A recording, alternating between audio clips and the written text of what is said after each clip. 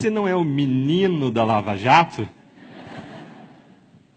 Muitas pessoas nos param na rua para dizer, não desistam, vocês nos representam, perseverem. E essa senhorinha simpática virou sorrindo para mim e disse, ah, meu filho, isso aí não vai dar certo. Ela me fez lembrar daquela hiena Hard dos desenhos animados, você lembra? O que mesmo que ela falava? Ó céus, vida, ó azar, isso não vai dar certo.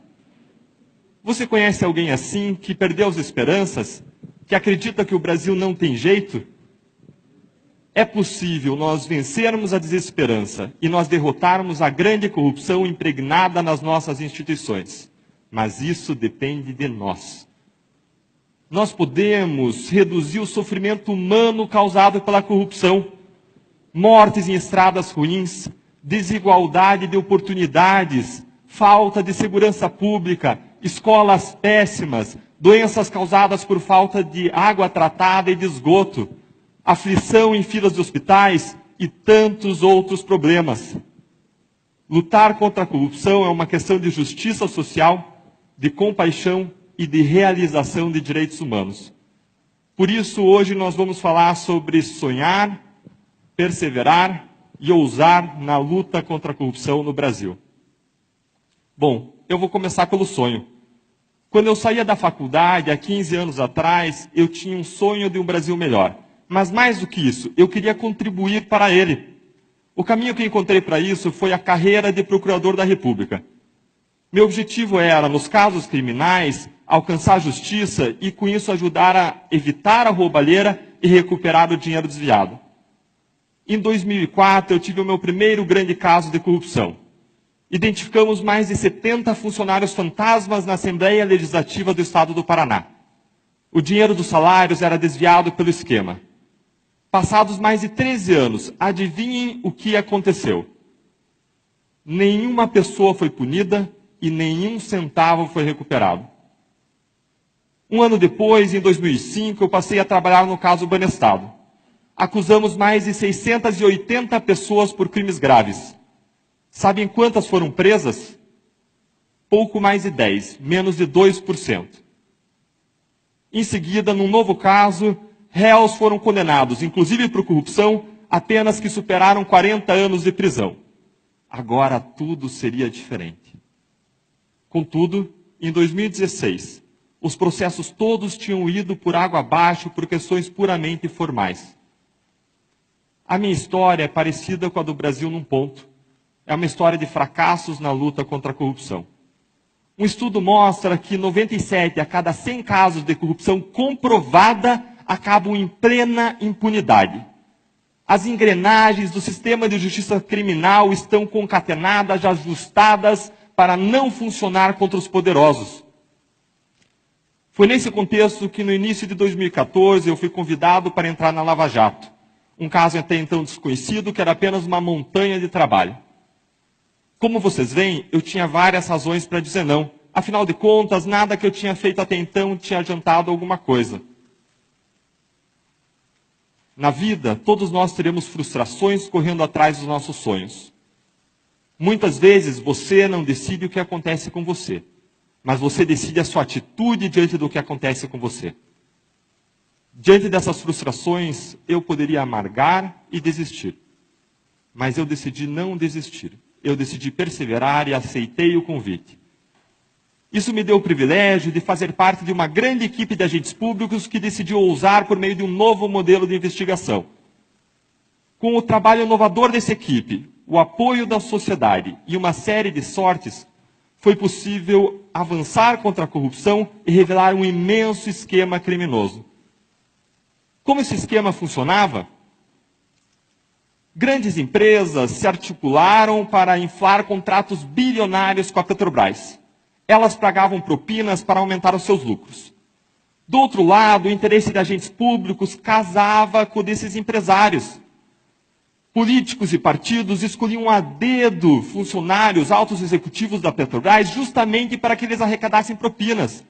O suborno fluía para campanhas eleitorais e para o bolso dos envolvidos. Os recursos iam dos empresários até os agentes públicos por meio de lavadores de dinheiro profissionais, que faziam o dinheiro sujo parecer limpo. As investigações comprovaram o pagamento de mais de 6 bilhões de reais em propinas e os prejuízos da Petrobras são estimados em até 42 bilhões.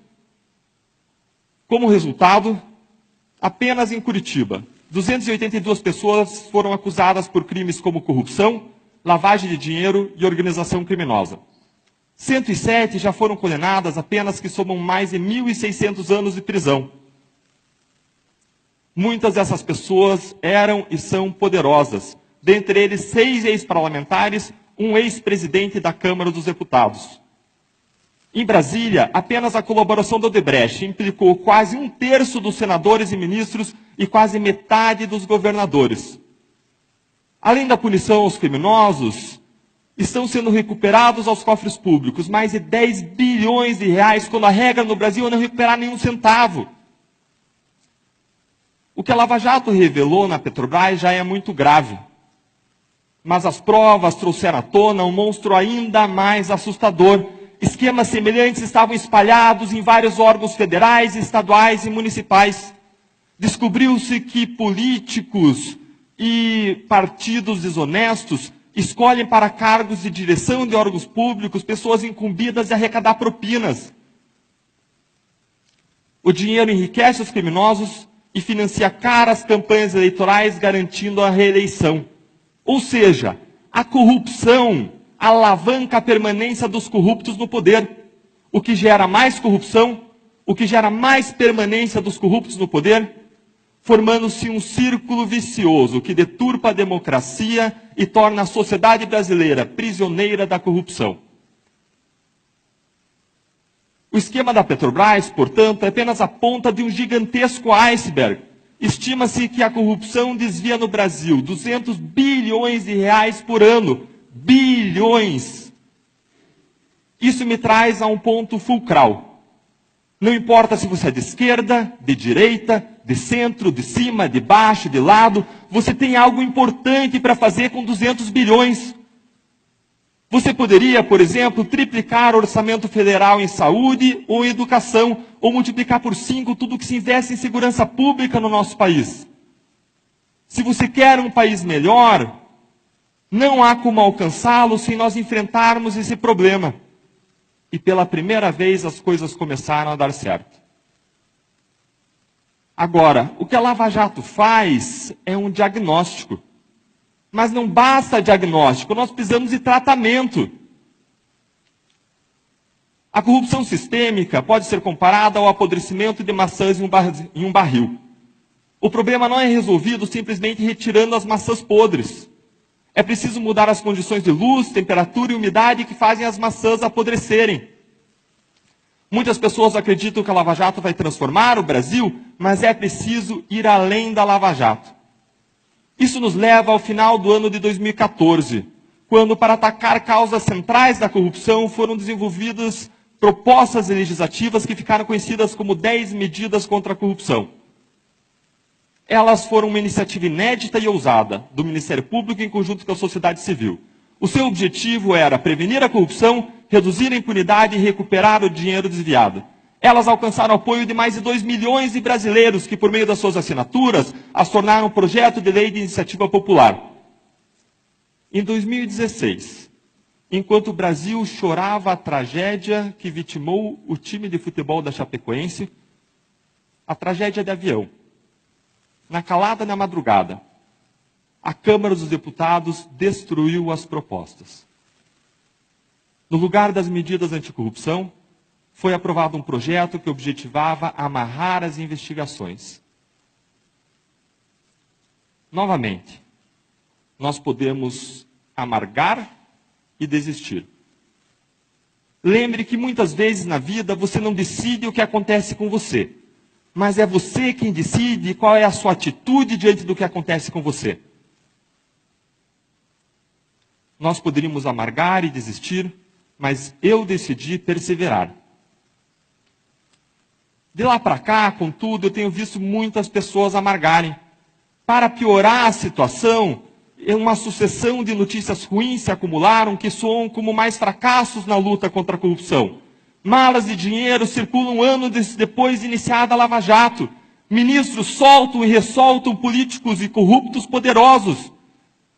Regras que beneficiarão corruptos são gestadas no Congresso Nacional. Há rumores de que o Supremo Tribunal emitirá decisões que implicarão imensos retrocessos.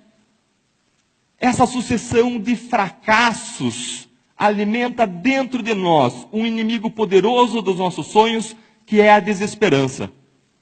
Para nós entendermos como a desesperança atua, vamos viajar a um laboratório da Universidade de Pensilvânia no inverno de 1965. Lá, pesquisadores começaram um experimento com cachorros, que, embora seja desagradável e eticamente questionável, tem uma preciosa lição a nos ensinar.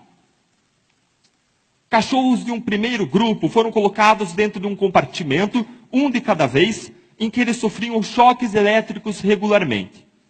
Eles eram capazes de parar os choques tocando um painel com seu focinho, o que eles aprendiam de modo rápido. Já os cachorros de um segundo grupo foram colocados dentro do mesmo compartimento, mas nada que eles fizessem era capaz de parar os choques. Em seguida, os cientistas colocaram os mesmos cachorros dentro de um novo compartimento, com duas partes separadas por uma pequena cerca. Uma parte dava choques e a outra não. Agora os cachorros foram colocados de um lado da cerca e bastava pular para o outro lado para que eles escapassem dos choques. Adivinhem o que aconteceu quando os cachorros do experimento anterior foram colocados nesse compartimento duplo? Os cachorros do primeiro grupo, aqueles que tinham sido capazes de parar o choque, rapidamente pularam a cerca. Contudo, a maioria dos cachorros do segundo grupo, aqueles que tinham tomado choques que não poderiam ser parados, simplesmente se deitaram no chão eletrificado à espera de mais choques. Eles não tentaram pular a cerca nem qualquer outra solução. Eles se renderam. O psicólogo Martin Seligman era um dos pesquisadores responsáveis pela experiência. Ele chamou o estado mental daqueles cachorros que se deitaram à espera de mais choques de learned helplessness, ou desamparo aprendido, que é o estado de alguém que é incapaz de agir por si mesmo, sem ajuda. Mas por que aqueles cachorros ficaram assim? Porque eles se deitaram à espera de mais sofrimento, mesmo quando havia uma saída. Porque eles aprenderam. O modo como eles enxergavam a experiência passada lhes ensinou que eles eram incapazes, que eles eram impotentes. Você vê como a desesperança é poderosa? A desesperança nos paralisa. A desesperança nos mortifica ainda vivos. Nós nos insensibilizamos, anestesiamos com a nossa dor e a dor do outro. A desesperança é um obstáculo na luta contra a corrupção, porque ela retira a nossa capacidade de enxergar as oportunidades do presente. Nós nos tornamos incapazes de mudar a realidade, mesmo quando isso é possível, sonhando, ousando e perseverando. Mas aí alguém me dirá, mas Deltan, como sonhar, ousar e perseverar? Veja o que aconteceu com as 10 medidas. A cada jornal nacional nós tomamos choques e mais choques elétricos. Esse Congresso não aprovará reformas anticorrupção porque a maioria dos parlamentares que está lá não vai aprovar, eles não querem mudar. A minha resposta é, então a mudança está nas suas mãos. Se o Congresso atual não aprovará um pacote anticorrupção, então em 2018 vamos colocar lá quem vai aprovar. Enquanto nós conversamos, aliás, entidades respeitadas da sociedade civil estão seguindo, sonhando, ousando e perseverando. Elas articulam uma grande campanha anticorrupção para 2018. Várias delas estão desenvolvendo um super pacote anticorrupção para promover a integridade no ambiente público e privado. Esse pacote vai além das 10 medidas e aproveita grande parte delas, propondo ainda, por exemplo, melhoras nas licitações, na transparência, no sistema político eleitoral, na educação de crianças e jovens e nas regras de compliance. Ele será submetido a uma discussão ampla e aberta com a sociedade civil e, se for aperfeiçoado e aprovado pelo Congresso, revolucionará a luta contra a corrupção no nosso país. A estratégia agora não é mais coletar assinaturas.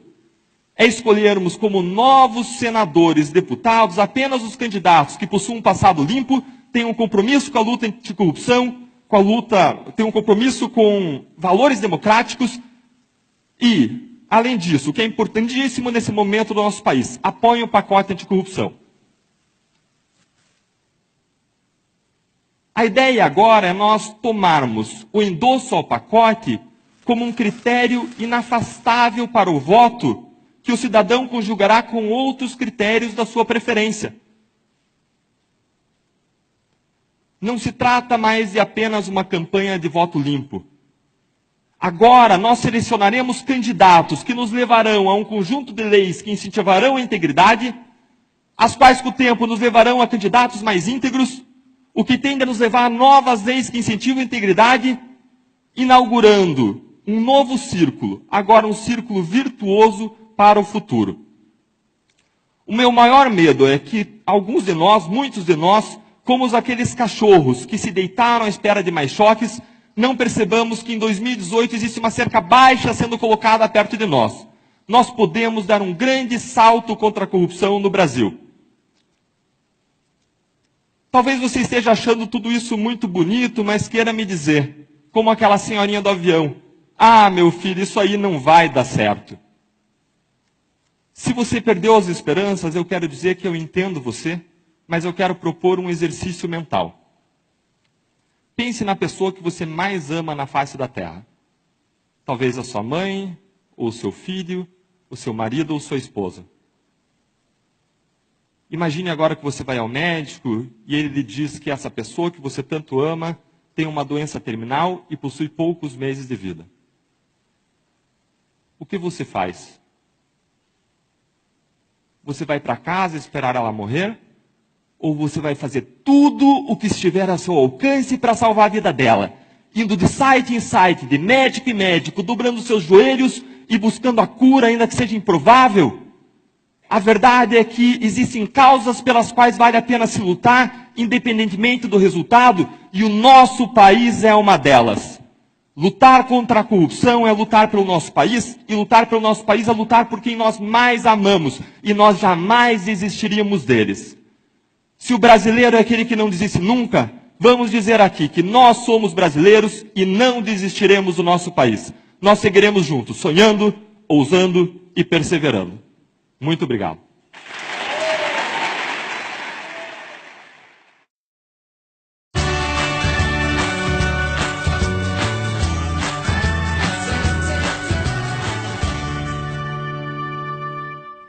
Um tempo atrás, numa viagem de avião, eu sentei confortavelmente numa poltrona da classe econômica e uma senhorinha se sentou do meu lado. Ela se virou para mim, toda simpática, e perguntou: "Você não é o menino da Lava Jato?" Muitas pessoas nos param na rua para dizer: não desistam, vocês nos representam, perseverem. E essa senhorinha simpática virou sorrindo para mim e disse: "Ah, meu filho, isso aí não vai dar certo." Ela me fez lembrar daquela hiena Hard dos desenhos animados. Você lembra? O que mesmo que ela falava? Ó céus, vida, ó azar, isso não vai dar certo. Você conhece alguém assim, que perdeu as esperanças? Que acredita que o Brasil não tem jeito? É possível nós vencermos a desesperança e nós derrotarmos a grande corrupção impregnada nas nossas instituições. Mas isso depende de nós. Nós podemos reduzir o sofrimento humano causado pela corrupção, mortes em estradas ruins, desigualdade de oportunidades, falta de segurança pública, escolas péssimas, doenças causadas por falta de água tratada e de esgoto, aflição em filas de hospitais e tantos outros problemas. Lutar contra a corrupção é uma questão de justiça social, de compaixão e de realização